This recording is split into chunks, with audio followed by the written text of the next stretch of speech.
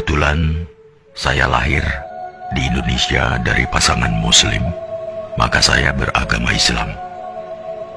Seandainya saja saya lahir di Swedia atau Israel dari keluarga Kristen atau Yahudi, apakah ada jaminan bahwa hari ini saya memeluk Islam sebagai agama saya? Tidak. Saya tidak bisa memilih dari mana saya akan lahir dan di mana saya akan tinggal setelah dilahirkan. Untungnya, saya belum pernah bersitegang dengan orang-orang berbeda-beda karena saya tahu bahwa mereka juga tidak bisa memilih apa yang akan mereka terima dari orang tua dan negara. Setelah beberapa menit kita lahir, lingkungan menentukan agama, ras, suku, dan kebangsaan kita. Setelah itu, membela sampai mati segala hal yang bahkan tidak pernah kita putuskan sendiri. Sejak masih bayi, saya didoktrin bahwa Islam adalah satu-satunya agama yang benar.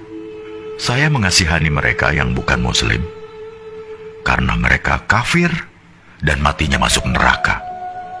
Ternyata, teman saya yang Kristen juga punya anggapan yang sama terhadap agamanya. Mereka mengasihani orang yang tidak mengimani Yesus sebagai Tuhan, karena orang-orang ini akan masuk neraka. Begitulah ajaran agama mereka berkata. Maka, bayangkan, jika kita tidak henti menarik satu sama lainnya agar berpindah agama. Bayangkan jika masing-masing umat agama tidak henti saling beradu superioritas seperti itu. Padahal tak akan ada titik temu. Jalaluddin Rumi mengatakan, kebenaran adalah selembar cermin di tangan Tuhan, jatuh dan pecah berkeping-keping. Setiap orang memungut kepingan itu, memperhatikannya, lalu berpikir telah memiliki kebenaran secara utuh. Salah satu karakteristik umat beragama memang saling mengklaim kebenaran agamanya. Mereka juga tidak butuh pembuktian, namanya saja iman. Manusia memang berhak menyampaikan ayat-ayat Tuhan, tapi jangan sesekali coba menjadi Tuhan. Tidak usah melabeli orang masuk surga atau neraka, karena kita pun masih menghamba. Latar belakang dari semua perselisihan adalah karena masing-masing mengklaim golonganku adalah yang terbaik, karena Tuhan sendiri yang mengatakannya. Lantas, pertanyaan saya adalah, kalau bukan Tuhan, siapa lagi yang menciptakan para Muslim, Yahudi, Nasrani, Buddha, Hindu, bahkan ateis, dan memelihara mereka semua sampai hari ini?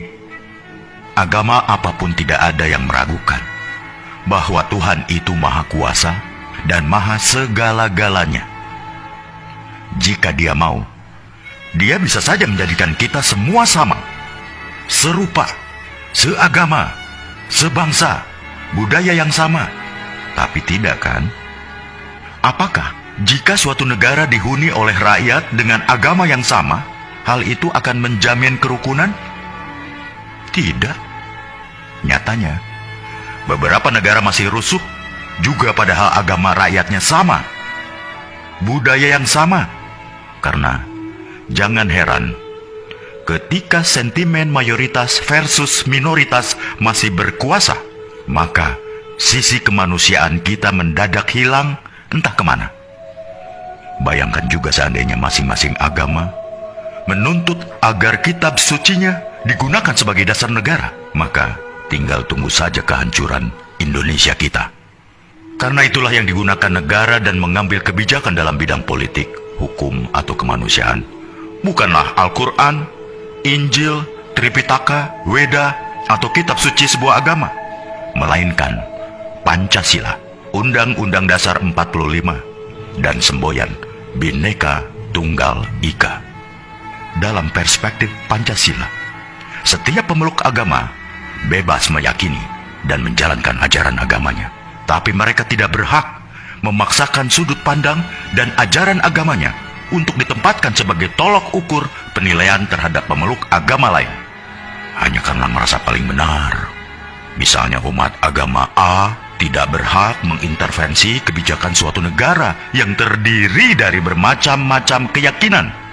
Suatu hari di masa depan, kita akan menceritakan pada anak cucu kita betapa negara ini nyaris tercerai-berai bukan karena bom, senjata, peluru, atau rudal, tapi karena orang-orangnya saling mengunggulkan, bahkan meributkan di media sosial. Ketika negara lain sudah pergi ke bulan atau merancang teknologi yang memajukan peradaban, kita masih sibuk meributkan soal beragama. Kita tidak harus berpikir sama, tapi marilah kita sama-sama berpikir. Apakah kita sesama anak bangsa terus-terusan bertikai? Bila renungan tentang hal ini baik, tolong sebarkan ke saudara, teman-teman, grup, atau siapa saja yang masih ingin kedamaian di bumi pertiwi di Indonesia yang kita cintai ini.